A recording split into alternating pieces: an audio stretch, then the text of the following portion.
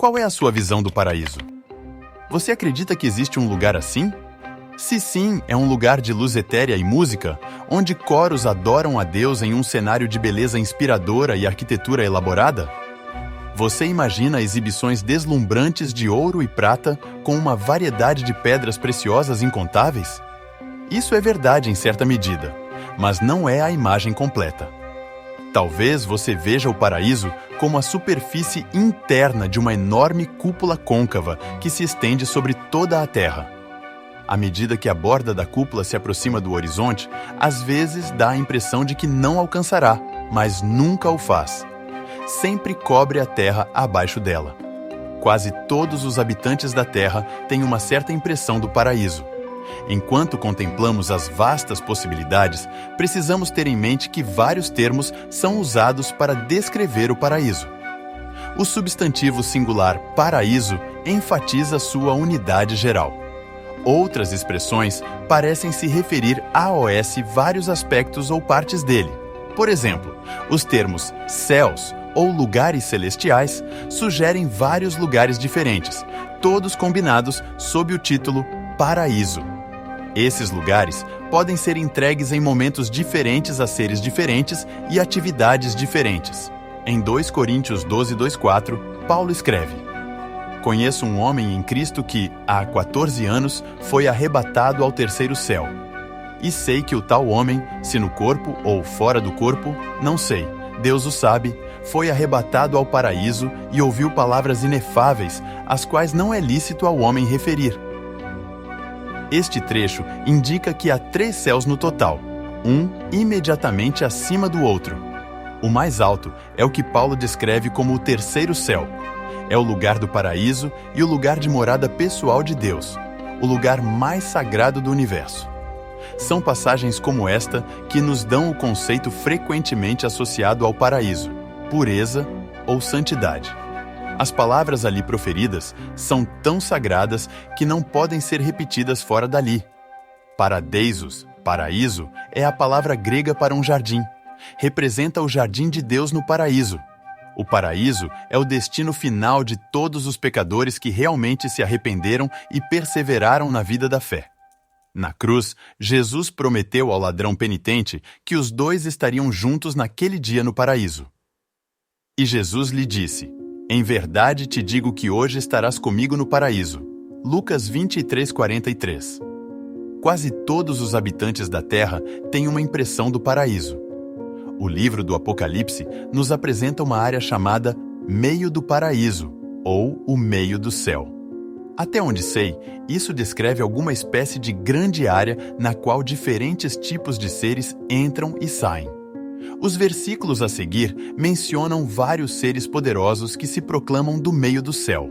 E olhei, e ouvi um anjo voar pelo meio do céu, dizendo com grande voz: Ai, ai, ai dos que habitam sobre a terra!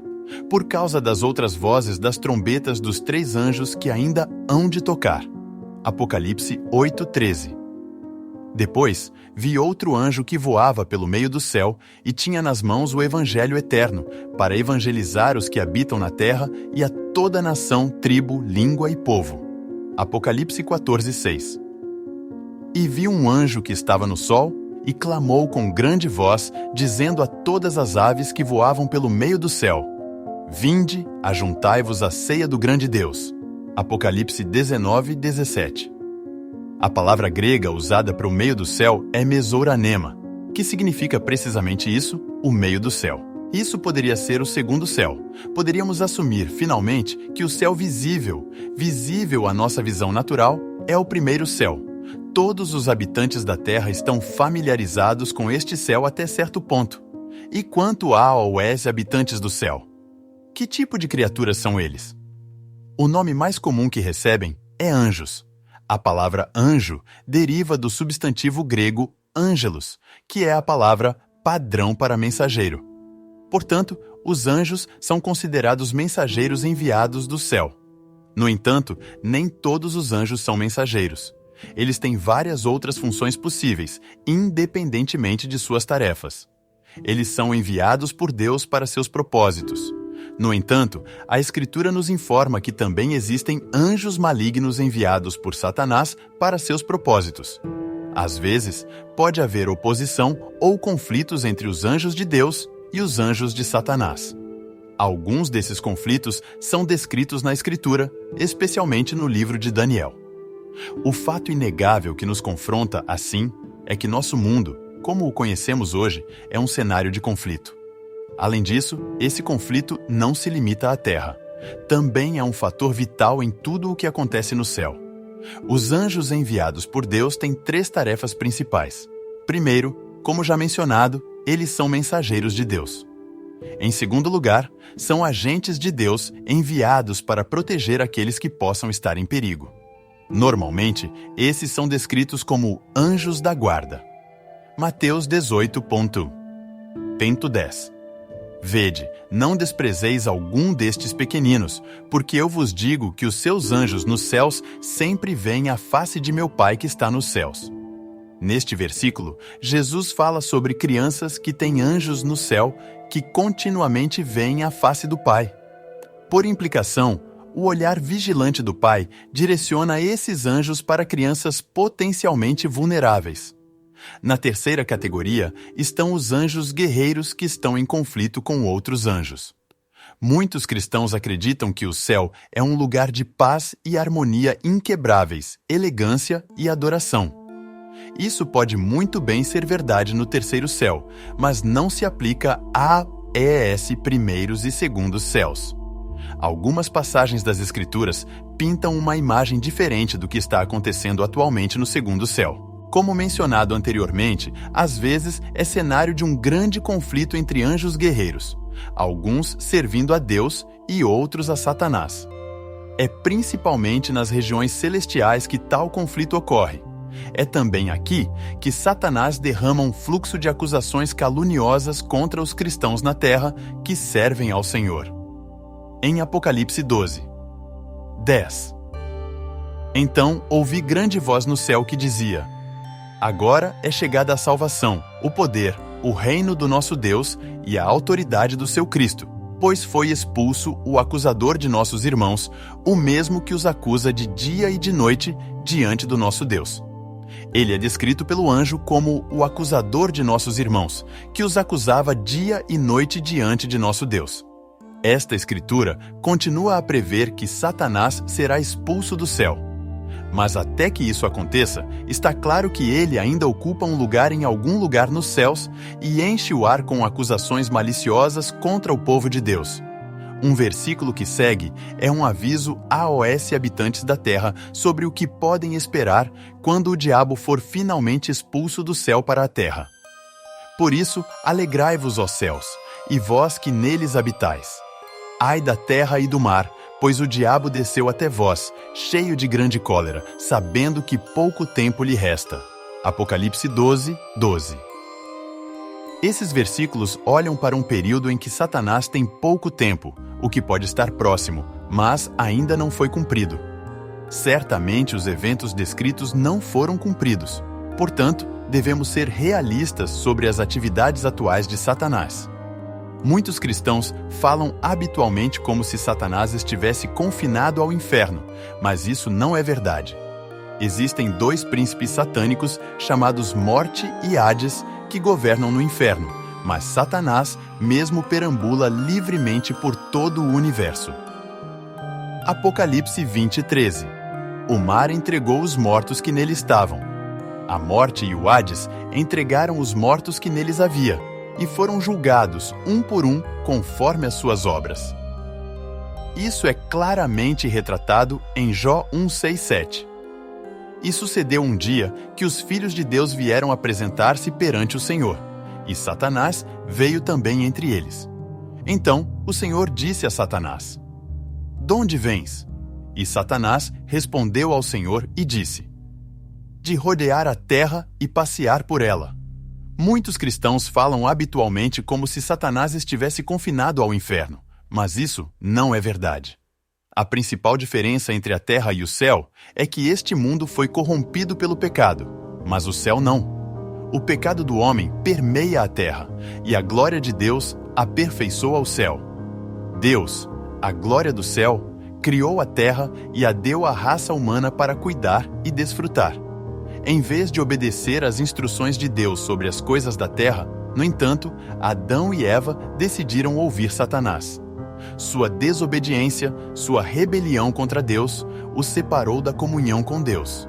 Porque, como pela desobediência de um só homem, muitos se tornaram pecadores, assim também, por meio da obediência de um só, muitos se tornarão justos. Romanos 5:19. Como resultado, a doença do pecado foi transmitida a cada geração. A Bíblia diz: Vi a terra, e eis que estava vazia e vã, e os céus, e não tinham a sua luz. Gênesis 6:12. Na verdade, a terra está contaminada por causa dos seus moradores, porquanto transgridem as leis, violam os estatutos e quebram a aliança eterna. Isaías 24:5-6. A terra geme porque foi manchada pelo pecado. Como uma doença debilitante, o pecado distorce e devasta tudo o que toca. O pecado corrompe e divide, mas o céu declara a glória do Senhor. Os céus proclamam a glória de Deus e o firmamento anuncia as obras das suas mãos. Salmo 19:1. Os céus são o seu trono. Isaías 66:1. E porque ele é absolutamente santo e sem pecado, não pode tolerar o pecado ou olhar para ele sem trazer julgamento. A Bíblia diz sobre Deus: Tu és tão puro de olhos que não podes ver o mal, e não podes contemplar a iniquidade. Por que, pois, olhas para os que procedem aleivosamente e te calas quando o ímpio devora aquele que é mais justo do que ele? Abacuque 1:13. Mas seu amor é tão poderoso e grande que ele fez um caminho para nós, para que a maldição do pecado seja removida, a culpa que mancha nossos corações e corrompe nosso mundo. Deus crucificou o pecado na cruz, pelo sangue de Cristo, que nos resgatou da penalidade do pecado. Ele morreu em nosso lugar, suportando os julgamentos que merecemos, apresentando-nos sem culpa diante de seu Pai no céu. Jesus Cristo é o Salvador do mundo, porque Ele é o único que pode preencher a lacuna entre o céu e a terra. A Bíblia diz: Porque como pela desobediência de um só homem, muitos se tornaram pecadores, assim também, por meio da obediência de um só, muitos se tornarão justos. Romanos 5:19. É difícil para nós admitir, mas somos pecadores por nascimento, pecadores por escolha e pecadores por prática. A boa notícia é que Deus fez um caminho para que sejamos salvos por sua graça. Efésios 2:8-9. Porque pela graça sois salvos por meio da fé, e isso não vem de vós, é dom de Deus. Não vem das obras para que ninguém se glorie. E esta é a oferta gloriosa de Deus para as pessoas em um mundo caído.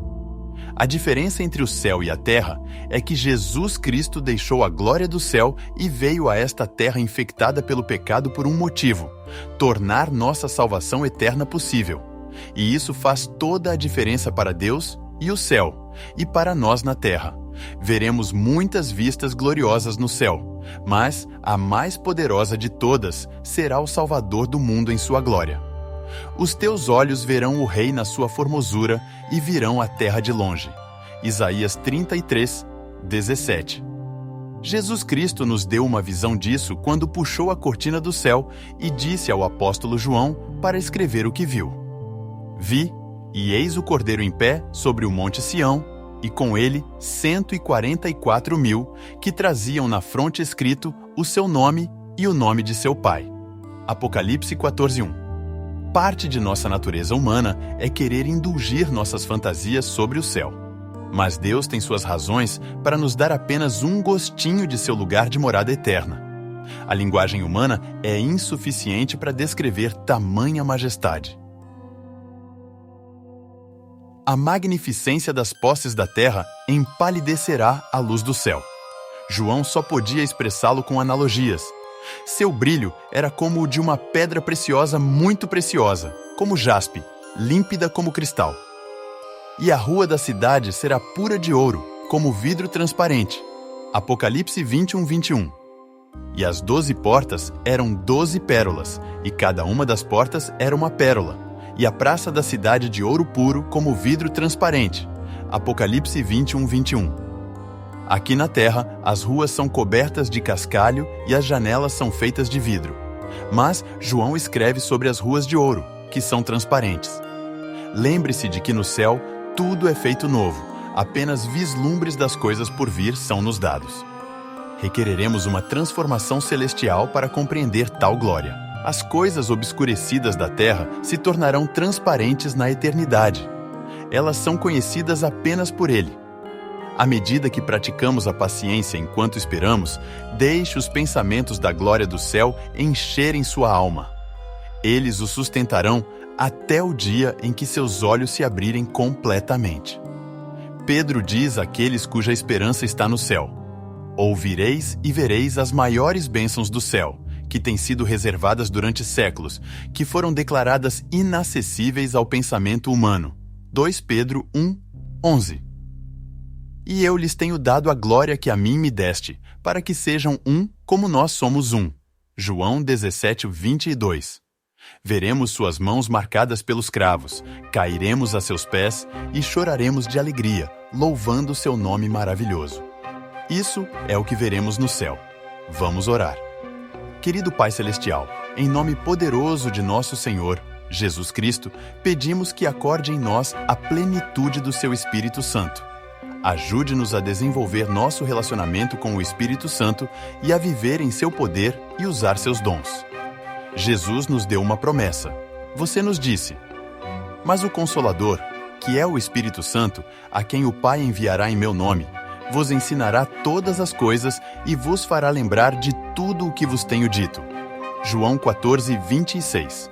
Conceda-nos uma nova visão de seu poder e glória, e revele a nós como o Espírito Santo pode trabalhar em nossas vidas.